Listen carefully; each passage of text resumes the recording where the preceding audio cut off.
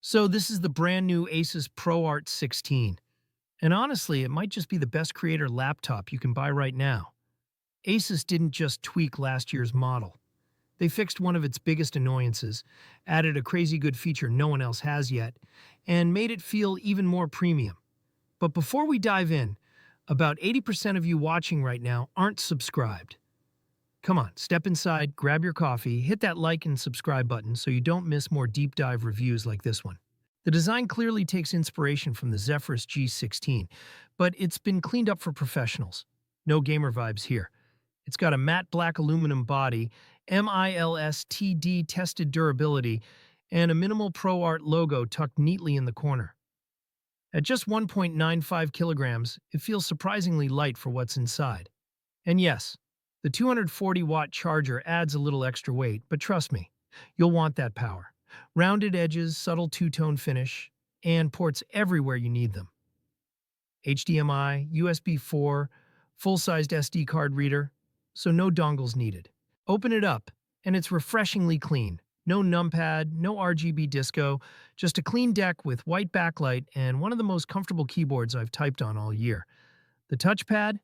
Huge, smooth, and accurate, though I do wish it were haptic. But the real magic lies in this, the Asus dial pad.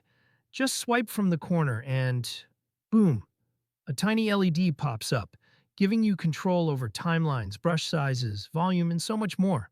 Whether you're editing in DaVinci Resolve, Premiere Pro, or Photoshop, this dial genuinely feels like a productivity superpower. All right, this display deserves its own spotlight. It's an Asus Lumina Pro OLED panel with Tandem OLED tech, meaning higher sustained brightness, up to 1600 nits peak, and better lifespan.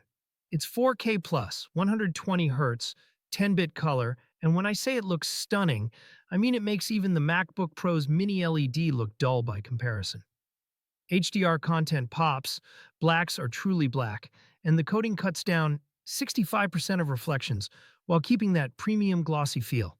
If you're a creator, editor, or just love gorgeous visuals, this screen alone makes the ProArt 16 worth considering.